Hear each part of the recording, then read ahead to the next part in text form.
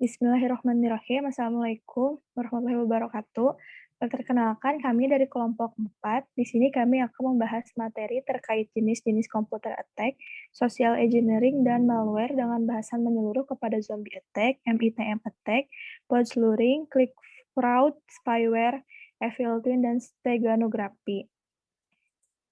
Yang telah disusun oleh yang pertama, ada Alfian Humaam, Rida Novianti, Alna Azizah, dan Sandy Oktaviani. Selanjutnya, materi pertama akan dibahas oleh Saudari Alna. Dipersilahkan.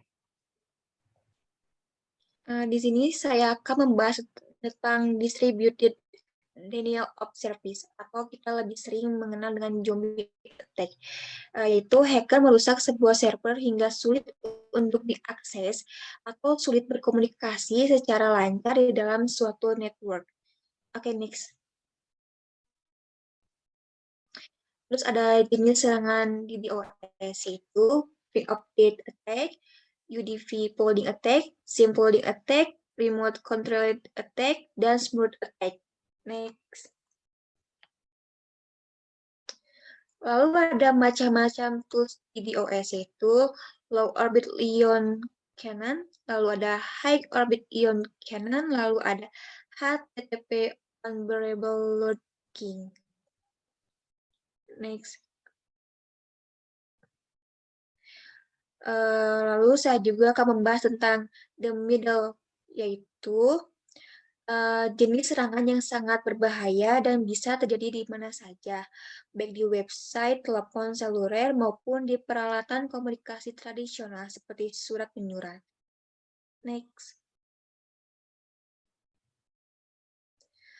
Lalu ada 4 macam serangan MITM, yaitu yang pertama sniffing, 2 intercepting, 3 tampering, 4 fabricating. Next. Lalu ada proses terjadinya serangan man in the middle, yaitu dalam serangan MITM, seseorang attacker akan berada di tengah-tengah komunikasi antara dua pihak. Seluruh pembicaraan yang terjadi di antara mereka harus melalui attacker dulu di tengah. Attacker dengan leluasa melakukan penyadapan, pencegatan, pengubahan bahan. Lalu di sini ada contoh kasusnya, yaitu dalam MITM, Alice mengira sedang berbicara dengan Bob, padahal dia sedang berbicara dengan Charlie. Begitu juga Bob, dia mengira sedang berbicara dengan Alice, padahal sebenarnya dia sedang berbicara dengan Alice. Jadi, agar bisa menjadi orang di tengah, Charlie harus bisa menyamar di dua sisi, tidak bisa hanya di satu sisi saja. Kenapa Alice dan Bob bisa terjebak dan tertipu oleh Charlie? Itu karena Alice dan Bob tidak melakukan autentikasi dulu sebelum berkomunikasi. Oke, next. Berikutnya akan dibahas dengan rekan saya, Sandy. Saya akan membahas tentang pod slurping. Pod slurping adalah suatu penggunaan sebuah perangkat kecil dengan kapasitas penyimpanan seperti flash drive atau iPod untuk mengunduh suatu data tanpa menggunakan izin dari sebuah komputer. Next. Contoh kasus dari spot pulling yaitu seorang karyawan yang tidak senang dengan ulasan kinerja tahunan. Orangnya kenaikan gaji memutuskan untuk menyerang balik dengan mengakses komputer di meja sumber daya manusia. Dengan menggunakan iPod-nya, ia mengupas lembar Excel yang menyimpan semua informasi tentang karyawan perusahaan. Ancaman dari pod slurping. Yang pertama, kapasitas penyimpanan perangkat penyimpanan USB portable telah meningkat. Yang kedua, biaya perangkat penyimpanan USB portable berkapasitas tinggi telah menurun. Yang ketiga, jaringan telah tumbuh lebih tersebar, titik akses jaringan jarak jauh telah meningkat, dan metode koneksi jaringan telah berkembang, meningkatkan jumlah vektor untuk infiltrasi jaringan. Next. Perlindungan dari pod slurping. Pakar keamanan sekarang melihat penegakan dan menerapkan kebijakan keamanan titik akhir untuk mengurangi tingkat pod slurping. Selanjutnya itu ada click fraud. Kegiatan mengklik iklan secara kontekstual tanpa niatan untuk membeli barang atau jasa yang diiklankan. Click fraud ini umumnya bertujuan untuk membuat bangkrut pengiklan jika pelakunya adalah perusahaan pesaing sang pengiklan. Bisa juga untuk meningkatkan pendapatan atau earning jika dilakukan oleh seorang publisher iklan. Deteksi klik fraud. Mengamati data statistik klik yang diperoleh oleh sebuah akun AdSense jika ternyata secara statistik terlihat data yang signifikan yang menunjukkan kecurangan atau melanggar Term of Service Google AdSense, Anda akan di-ban dan situs Anda akan dihilangkan dari indeks Google.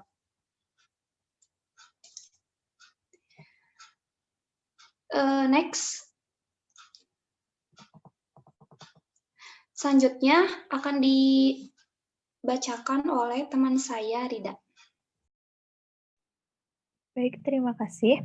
Di sini saya akan membahas tentang e-filtering, yaitu sebuah akses point palsu yang dibuat sengaja untuk mengecoh para pengguna dengan nama SSID, yaitu Service Identification, yang sama bahkan nyaris tidak berbeda dengan legitimate IP atau IP yang sah. Di sini ada tools untuk mendeteksi e-filtering dari software terdiri dari OS Linux, OS Windows 64-bit, Shell, Sharp, Wireshark, Ethercap, dan Wi-Fi Pumpkin. Dari segi hardware, ada 2 unit notebook dan 2 unit Wi-Fi adaptor. Contoh kasus dari e-filtering yaitu pada pelaku skenario ini, pelaku akan menggunakan IP palsu untuk menjerat para korban. Dan setelah korban terhubung ke dalam IP palsu yang dibuat dengan sengaja, dengan demikian pelaku akan dengan mudah melakukan serangan MITM untuk mendapatkan informasi rahasia yang dimiliki korban. Next. Pada analisis e-filtering di sini, berdasarkan hasil analisa yang dilakukan dalam kasus MITM-based e-filtering attack, yang dilakukan dengan menggunakan metode live forensik dan pendekatan dari sisi user, ditemukan beberapa petunjuk ataupun temuan-temuan yang dapat dijadikan informasi, yaitu berupa IP address, MAC address, pelaku, dan beberapa file yang mencurigakan, seperti HTML, CSS, JPEG, dan PNG. Next.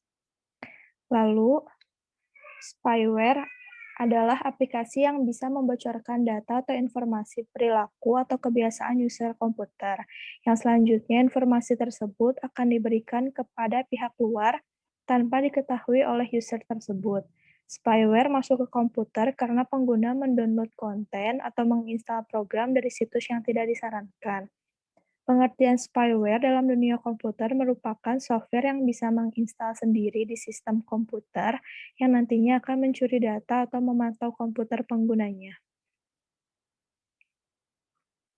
Lalu cara mengatasi spyware dengan cara pertama pasang antivirus, kedua update antivirus, ketiga disable penyimpanan cookie. Lalu ada contoh kasus dan cara kerja spyware. Yang pertama dengan cara keyloggers, yang kedua dengan password stealers, yang ketiga dengan info stealers, dan keempat banking trojan. Lalu di sini ada solusi penanggulangannya. Dapat menggunakan perangkat anti-spyware untuk melindungi komputer dari jenis ancaman ini. Spyboot adalah salah satu contohnya dan perangkat ini bekerja dengan sangat baik dalam mengidentifikasi dan menghapus tipe-tipe malware tertentu yang sering tidak dihiraukan oleh program antivirus. Namun, seperti program antivirus lainnya, sangat penting untuk selalu mengupdate definisi spyboot dan melakukan pemindaian rutin.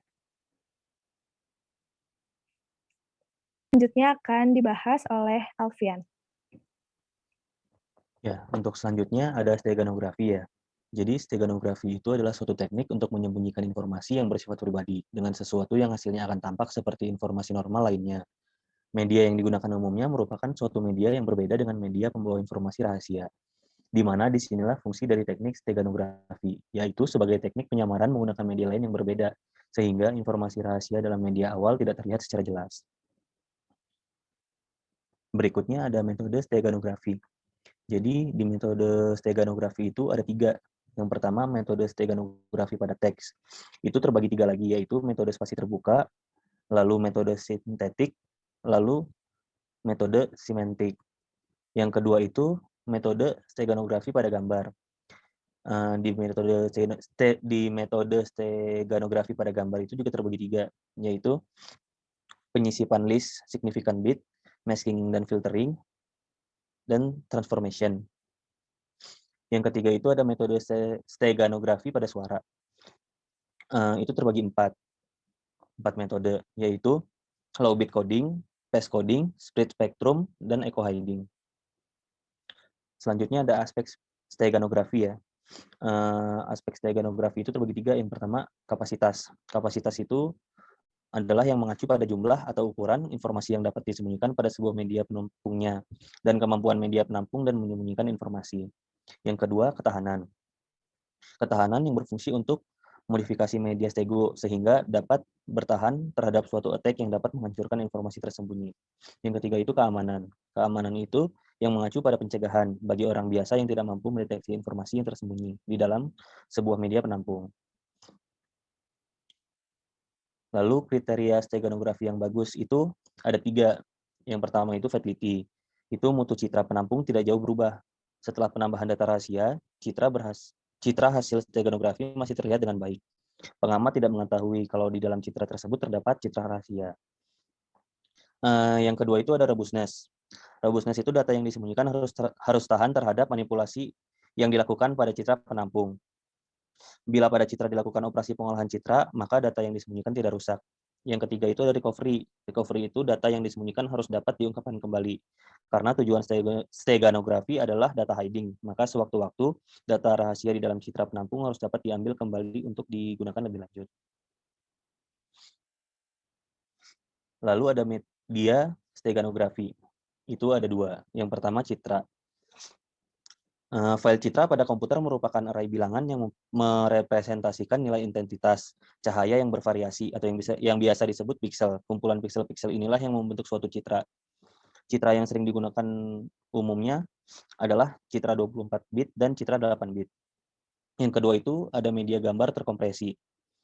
Kompresolosi menghasilkan gambar dengan ukuran file lebih kecil dengan cara menghilangkan beberapa data gambar dari aslinya. Kompresi ini menghilangkan detail-detail dengan gambar aslinya, walaupun bukan duplikat yang sama persis.